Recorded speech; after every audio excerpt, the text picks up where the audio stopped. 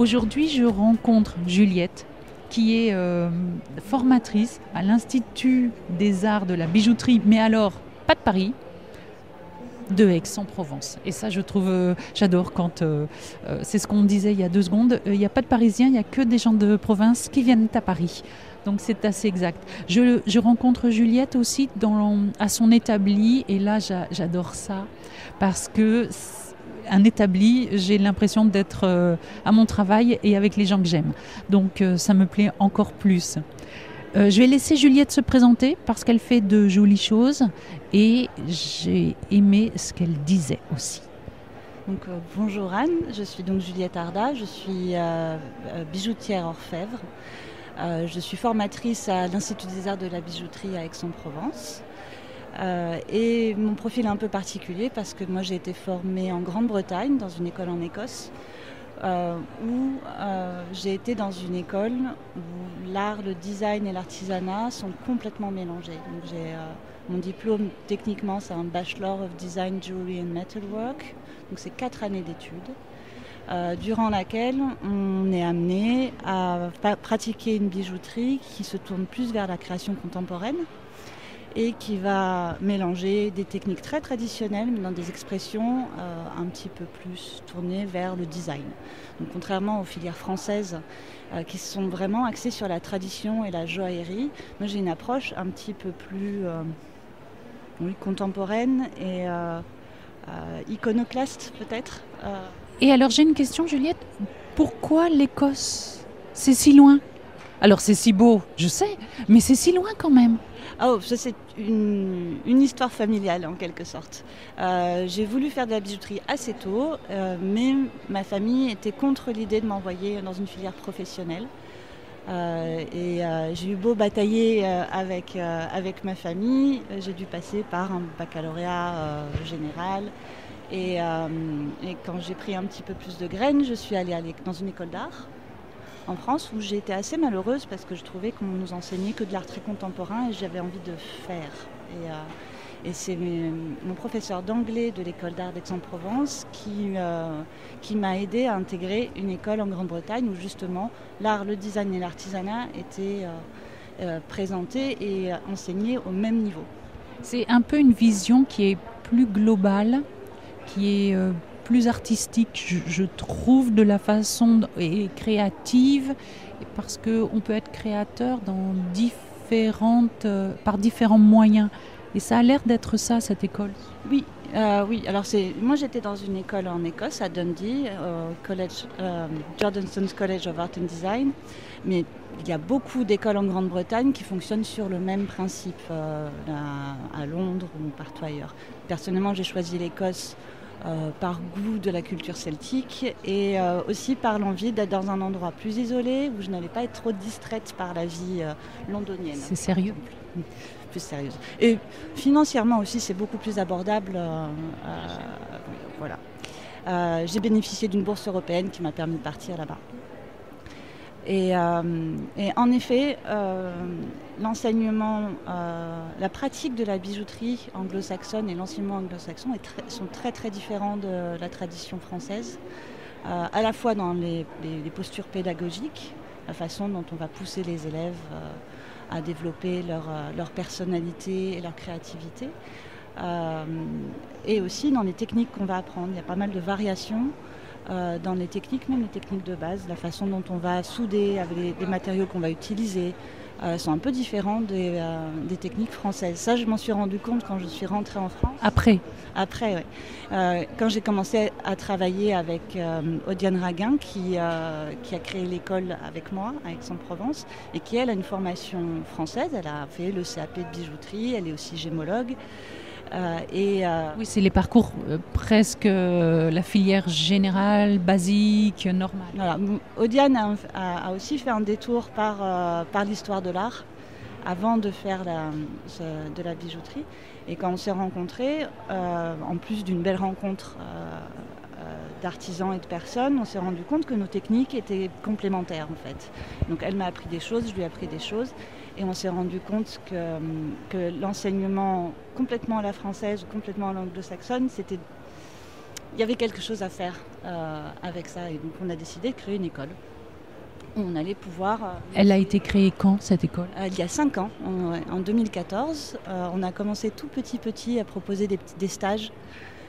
Des stages très courts en fait. Nous on fait de la formation professionnelle continue, donc on ne prépare pas les élèves à un diplôme. On reçoit des personnes qui ont besoin de faire un point technique ou qui veulent développer leur pratique professionnelle. Souvent on a des personnes qui sont déjà créateurs en bijouterie fantaisie ou qui sont gémologues ou qui sont dans des métiers qui sont cousins, voisins de la bijouterie et qui voudraient une introduction à la bijouterie. Et ce sont des personnes qui n'ont pas les moyens, souvent de temps, de consacrer une année à la formation au CAP. Continue. Et du coup, on a voulu proposer une offre de formation qui puisse s'adapter aux personnes qui sont déjà dans une activité indépendante.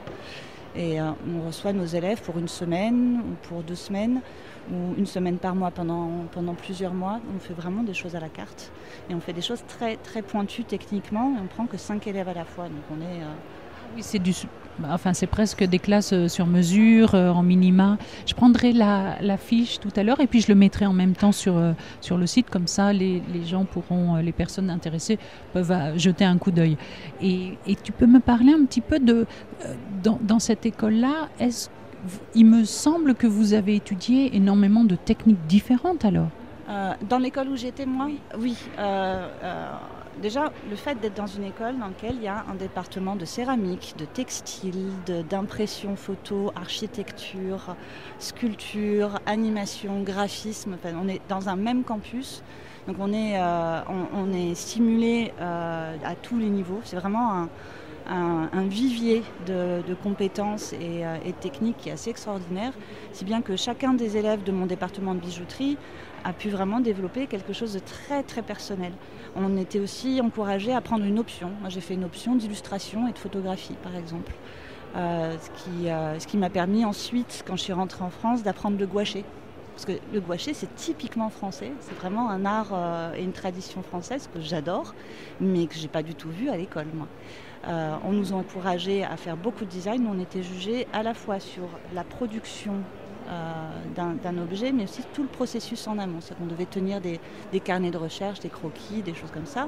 Et pour notre diplôme, on doit présenter une collection de bijoux avec toute la recherche. On a fait donc toute la dernière année d'études, la 4e année, on a carte blanche. À la fin de l'année, il faut présenter la collection avec les recherches, les illustrations, les visuels.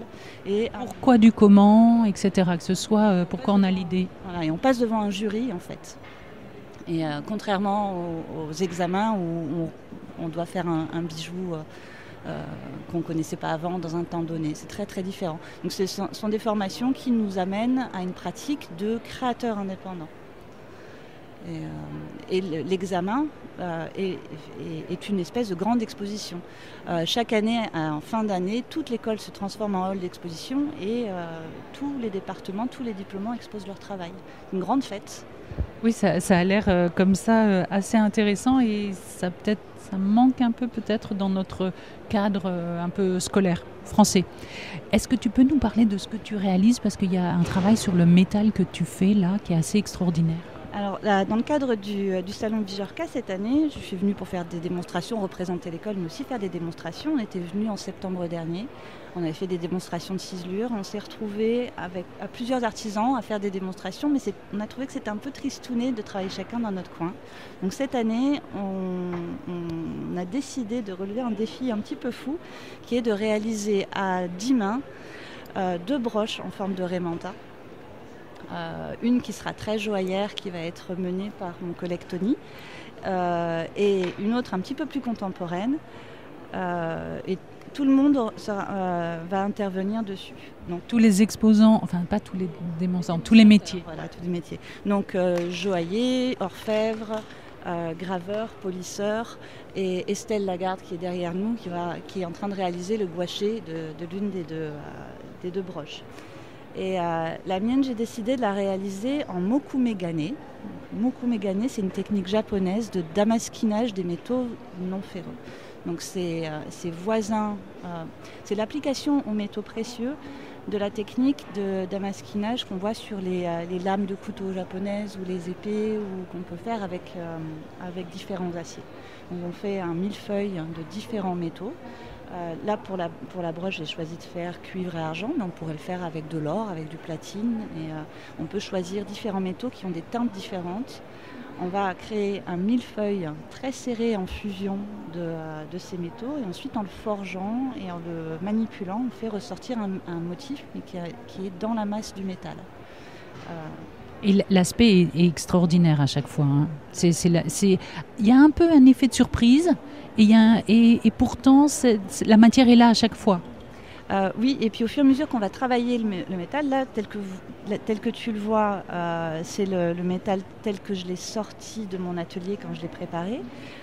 Mais je vais devoir poncer mon ouvrage, le polir, et donc le motif va forcément un petit peu évoluer. Donc c'est à la fois une technique qui nécessite beaucoup de maîtrise et de contrôle, mais aussi un certain lâcher-prise, parce que le motif final ne sera révélé qu'après le polissage final.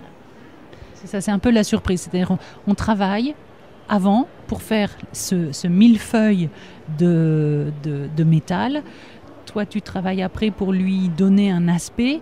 Et c'est encore après que se rend visible l'effet waouh. Donc, on peut voir déjà la structure du motif.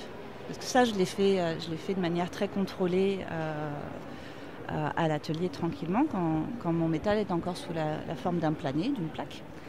Mais maintenant que je l'ai mis en forme et que je l'ai soudé et que j'ai rajouté des nouvelles torsions puisque ma petite Raymanta n'est pas du tout plate, je vais devoir maintenant limer les bords, faire des ajustages et faire du polissage. Donc le motif gardera toujours cette structure de lignes et de cercles concentriques, mais l'alternance cuivre-argent va changer au fur et à mesure qu'on va retirer de la matière.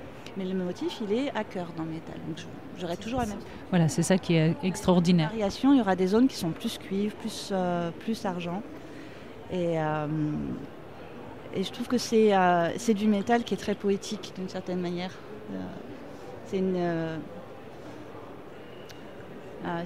Mais presque ça donne du vivant à la matière. C'est quelque chose de très organique. Ouais.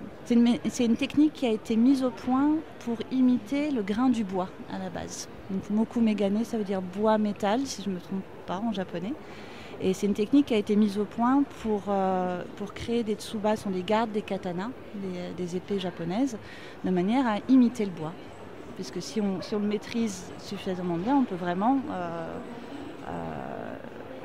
faire un trompe-l'œil assez spectaculaire, parce qu'on peut le faire avec différents alliages cuivreux, les patiner, prendre des brins. Si on utilise un mélange de métal dont un est sensible à l'acide, par exemple, on peut faire le motif, le mettre un peu dans l'acide, ça va creuser uniquement le métal qui est sensible à l'acide, et on va avoir même un toucher du bois.